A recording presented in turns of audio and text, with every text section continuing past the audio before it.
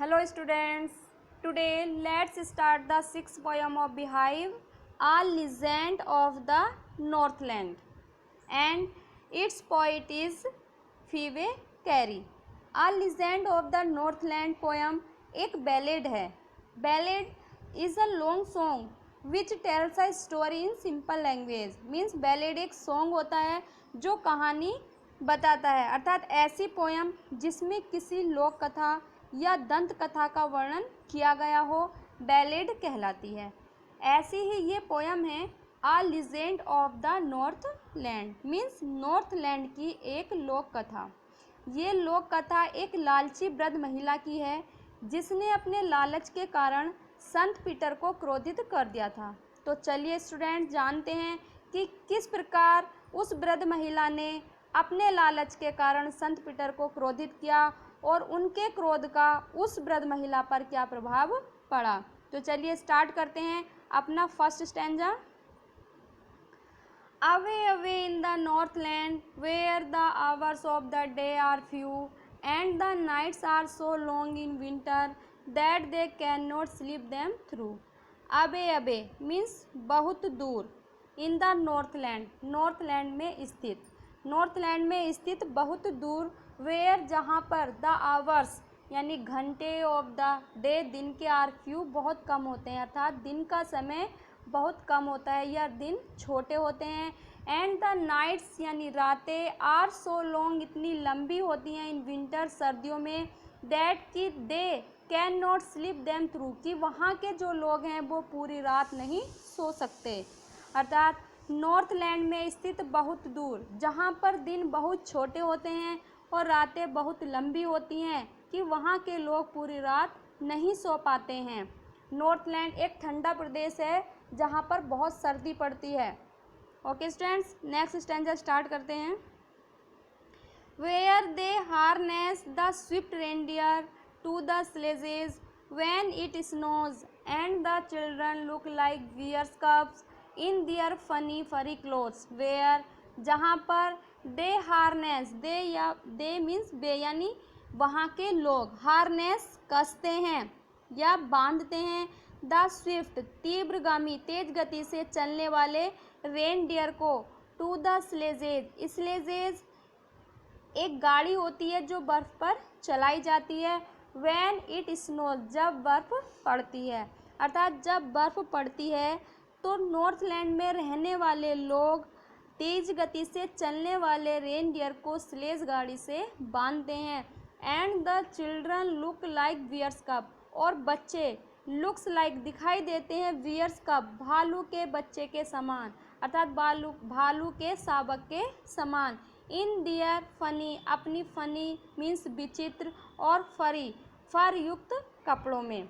अर्थात जब बर्फ़ पड़ती है तो नॉर्थ लैंड में रहने वाले लोग तीव्रगामी रेनडियर को स्लेज गाड़ी से बांधते हैं और वहाँ के बच्चे अपने विचित्र और फर युक्त कपड़ों में भालू के शावक के समान दिखाई देते हैं. They tell them a curious story I don't believe it's true and yet you may learn a lesson if I tell the tale to you. They tell वे सुनाते हैं, देम उनको, आ क्यूरियस स्टोरी क्यूरियस एक अनोखी कहानी, अर्थात वहाँ के लोग अपने बच्चों को एक अनोखी कहानी सुनाते हैं. आई डोंट बिलीव इसमें पॉइंट कह रहे हैं कि आई डोंट बिलीव मैं विश्वास नहीं करता हूँ, टिस ट्रू कि ये स्टोरी ट्रू है या नहीं, सच्ची है या नहीं. एंड और यट फिर भी you may learn a lesson तुम एक लेसन एक शिक्षा ग्रहण कर सकते हो, if I tell the tale to you अगर ये टेल ये कहानी मैं तुम्हें सुनाऊं. अर्थात पॉइंट कह रहे हैं कि वहाँ के लोग जो हैं अपने बच्चों को एक अनोखी कहानी सुनाते हैं, लेकिन पॉइंट इस पर विश्वास नहीं करता है कि वह सही है या नहीं. लेकिन अगर पॉइंट कह रहे हैं कि अगर यही कहानी वो हमें सुनाए तो शायद हम उससे कोई ना कोई शिक्षा ग्रहण कर सकते हैं. तो चलिए स्टूडेंट्स नेक्स्ट स्टैंजा पढ़ते हैं और देखते हैं कि पॉइंट कौन सी कहानी सुनाने जा रहे हैं और उस कहानी से क्या शिक्षा मिलती है. Once when the good Sant Peter lived in the world below and walked about it, preaching just as he did, you know. Once, एक बार, when the good Sant Peter lived, रहते थे, इन द वर्ल्ड बिलो, संसार में, कि एक बार जब भले संत Peter संसार में रहते थे, एंड वॉकड अबाउट, इधर उधर घूमा करते थे, इट प्रीचिंग, प्रीचिंग उपदेश देते हुए, जस्ट एज ही डिड, जैसा उन्होंने किया या जो उन्होंने किया, यू नो, तुम जानते हो। अर्थात एक बार जब भले संत पीटर संसार में रहते थे और वे उपदेश, किसके उपदेश दिया करते थे? ईसा मसीह की या ईसा मसीह की शिक्षाओं का प्रचार करते थे। अर्थात संत पीटर जब ईसा मसीह की शिक्षाओं का प्रचार करने के लिए इधर उधर घूमा करते थे, तो he came to the door of a cottage in travelling round the earth where a little woman was making cakes and baking them on the hearth. तो भ्रमण करते हुए ही केम, वे आए, to the door of a cottage, एक cottage, ये कुटिया के दरवाजे पर आए। कौन? संत पीटर। इन ट्रेवलिंग, यात्रा करते हुए, राउंड द अर्थ, पृथ्वी की, अर्थात भ्रमण करते हुए पूरी पृथ्वी की यात्रा करते हुए संत पीटर एक कुटिया के दरवाजे पर आए। वेयर आ लिटिल वुमन, जहाँ पर एक छोटी स्त्री, छोटी महिला था, नाटे कद की महिला, वाज मेकिंग केक्स, यानी रोटी बना रही थी, एंड बेकिंग, सेक रही थी, देम, उनको, ऑन द हर्थ, हर्थ चूल्हा, मिट्टी का चूल्हे पर। कि जब संत पीटर पूरी पृथ्वी का राउंड लगाते हुए एक कुटिया के दरवाजे पर आए, वहाँ पर एक छोटे कद की महिला रोटी बना रही थी और उनको चूल्हे पर सेक रही थी। एंड बीइंग फेंट with fasting, for the day was almost done, he asked her from her store of cakes to give him a single one, and being faint, faint, बेहोश हो रहे थे, with fasting, व्रत से, for the day almost done, और दिन भी लगभग समाप्त ही हो गया था। कि जब संत पीटर इधर उधर भ्रमण करते हुए आए और दिन भी समाप्त हो रहा था, तो वे सारा दिन व्रत के कारण या भूखे होने के कारण बेहोश होने वाले थे। तो ही आस्क्ड हर, उन्होंने उस महिला से पूछा, from her store of cakes, कि जो उसका स्टोर है, जो उसने रोटियां कीटी कर रखी हैं सेक कर, to give him a single one, उनमें से केवल एक रोटी वो संत पीटर को दे दे। अर्थात दिन भी समाप्त, लगभग समाप्त होने वाला था, और सारा दिन के व्रत या भूखे रहने के कारण जब वे बेहोश होने वाले थे, तो संत पीटर ने उस वृद्ध महिला से कहा कि वह अपनी रोटियों में से केवल एक रोटी संत पीटर को दे दे। So she made a very little cake, but as it baking lay, she looked at it and thought it seemed too large to give away. So इसीलिए she made a very little cake, यानी उस महिला ने बहुत छोटी रोटी बनाई, but किंतु as it baking ले, जब उसने उसे सेकने के लिए डाला, तो सी लुक्ड एट इट, और उसने उसको देखा, एंड थॉट मीन्स सोचा, इट सीम्स, यह प्रतीत हुई, टू लार्ज, बहुत बड़ी, टू गिव अवे, देने के हिसाब से। यानी जब उस महिला ने उस संत पीटर को देने के लिए एक छोटी रोटी बनाई और उस रोटी को उसने सेकने के लिए डाला और देखा और सोचा कि यह रोटी तो संत पीटर को देने के हिसाब से बहुत बड़ी लग रही है। Therefore she needed another and still a smaller one, but it looked, when she turned it over, as large as the first had done. Therefore, इसलिए she, उसने needed, बनाई, अनदर, दूसरी, इसलिए उसने दूसरी रोटी बनाई, and still a smaller one, पहली वाली से भी छोटी, बट किंतु इट लुक्ड, जब उसने इसको देखा, when she turn it over, जब उसको पलटा, टर्न ओवर, पलटा, as large as the first had done, वो उसको इतनी ही बड़ी नज़र आई जितनी कि उसने पहली रोटी बनाई थी। अर्थात जब उसे पहली रोटी बड़ी लगी तो उस महिला ने दूसरी रोटी पहली रोटी से भी छोटी बनाई, लेकिन जब उसने उसको देखा और पलटा तो वो रोटी भी उसे उतनी ही बड़ी नज़र आई जितनी कि पहली वाली थी। Then she took a tiny scrap of dough and rolled it flat and baked it thin as a wafer, but she couldn't part with that. Then फिर she took a tiny यानी छोटा सा, scrap of dough यानी गुथे हुए आटे का उसने एक छोटा सा डो लिया, पेड़ा लिया, and rolled यानी बेल कर उसने उसको फ्लैट चौड़ा कर दिया, एंड बेक्ड इट उसको सेका, थिन पतला, एज वेफर मीन्स मालपुए के समान, इतनी पतली उसने वो रोटी बनाई उस छोटे से डो की। बट किंतु सी कुडंट पार्ट विद दैट, लेकिन वह उस रोटी का भाग भी वह संत पीटर को देना पाई। For she said, my cakes that seems too small when I eat of them myself are yet too large to give away, so she put them on the shelf. For she said, और उसने कहा, my cakes मेरी रोटियां, that seems too small बहुत छोटी प्रतीत होती हैं, when जब I eat of them myself जब उन रोटियों को मैं स्वयं खाती हूँ तो वे रोटी बहुत छोटी दिखाई देती हैं। आर या टू लोर्ज, लेकिन ये बहुत बड़ी दिखाई देती है, टू गिव अवे देने के हिसाब से, लेकिन देने के हिसाब से ये बहुत बड़ी हैं। सो इसीलिए सी पुट दैम उसने रख दिया ऑन द सेल्फ पर या ताक पर, इसलिए उसने उन रोटियों को ताक पर रख दिया और संत पीटर को कोई रोटी नहीं दी।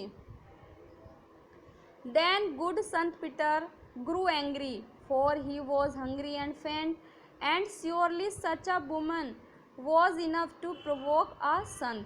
Then फिर गुड संत पीटर, भले संत पीटर को, grew angry नाराज हो गए, क्रोधित हो गए, grew angry क्रोधित हो गए, for क्योंकि he was hungry वे भूखे थे, and faint और बेहोश होने वाले थे, and surely निश्चित रूप से, सच अ वुमेन ऐसी महिलाएं या ऐसी लालची महिलाएं, वॉज इनफ पर्याप्त होती हैं, टू प्रोवोक क्रोधित करने के लिए, संत एक संत को। अर्थात जब उस वृद्ध महिला ने संत पीटर को कोई भी रोटी नहीं दी और उस रोटियों को सेल्फ पे रख दिया तो संत पीटर को गुस्सा आ गया, वे क्रोधित हो गए क्योंकि वे भूखे थे और बेहोश होने वाले थे। निश्चित रूप से ऐसी लालची महिलाएं किसी भी संत को क्रोधित करने के लिए पर्याप्त होती हैं। And he said, you are far too selfish to dwell in a human form, to have both food and shelter and fire to keep you warm. And और ही सेड मीन्स संत पीटर ने कहा, you are far too selfish, far too यानी अत्यधिक, means अत्यधिक, extremely selfish स्वार्थी हो, to dwell live रहने के हिसाब से, इन अ ह्यूमन फॉर्म मनुष्य जीवन में या मनुष्य की अवस्था में। संत पीटर ने उनसे कहा कि मनुष्य के जीवन में या मनुष्य की अवस्था में रहने के हिसाब से तुम बहुत लालची हो, कि तुम बहुत लालची हो, इसलिए मनुष्य के जीवन में रहने के लायक नहीं हो। टू हैव बोथ फूड, तुम्हारे पास फूड भोजन भी, एंड शेल्टर आराम से रहने के लिए घर भी है, एंड फायर आग है, टू कीप यू वार्म जिससे तुम वार्म या गर्माहट लेती हो अर्थात तापने के लिए, कि खाना, आराम से रहने के लिए और तापने के लिए आग, इन सब के लिए कि तुम अधिकारी नहीं हो क्योंकि तुम एक बहुत ही लालची महिला हो। Now you shall build as the words do, and shall get your scanty food by boring and boring and boring all day in the hard dry wood. फिर संत पीटर ने कहा, you shall build as the words do, अब तुम वैसा ही करोगे जैसे कोई पक्षी करता है, अर्थात तुम अपना भोजन वैसे ही प्राप्त करोगे जैसे पक्षी कड़ी मेहनत करने के बाद बहुत थोड़ा भोजन प्राप्त करता है। एंड सेल गेट और प्राप्त करोगी योर अपना स्कैंटी यानी मीन्स बहुत थोड़ा सा फूड भोजन, by boring and boring, boring means सुराख कर करके, होल कर करके, ऑल डे सारा दिन, इन हार्ड कठिन परिश्रम करके, ड्राई वुड सूखी लकड़ियों में, अर्थात अब तुम एक पक्षी की भांति सूखी लकड़ियों में सारा दिन मेहनत करके सुराख कर करके अपना बहुत थोड़ा सा भोजन प्राप्त करोगी। Then up she went through the chimney, never speaking a word, and out of the top flew a woodpecker, for she was changed to a bird. Then फिर up she went through the chimney, वह chimney में होकर चली गई. Never speaking a word, उसने कभी कोई शब्द नहीं बोला. एंड और out of the top flu a woodpecker, अब वुडपेकर एक कठफोड़वा होता है जो लकड़ी में सुराख करके अपना बहुत थोड़ा सा भोजन प्राप्त करता है. तो she was change to a bird, वह लालची महिला एक पक्षी के रूप में बदल गई थी, अर्थात वुडपेकर बन गई थी और चिमनी से होकर उड़ के वहाँ से चली गई. She had a scarlet cap on her head, and that was left the same, but all the rest of her clothes were burned black as a coal in the flame. She had a scarlet cap. Scarlet cap means red color का cap, लाल रंग का cap. On her head, उसके सिर पर था. And that was left the same, वो left the same वैसा ही रहा, अर्थात उस महिला के सिर पे एक लाल रंग का कैप था, वो वैसा ही रहा. But all the rest of her cloth, उसके बाकी सारे कपड़े वर वर्न, जल गए थे, ब्लैक, काले हो गए थे, अर्थात बाकी उसके सारे कपड़े जल के काले हो गए थे. एज अ कोल, जैसे कोयला इन फ्लेम, आग की लपटों में जलकर काला हो जाता है.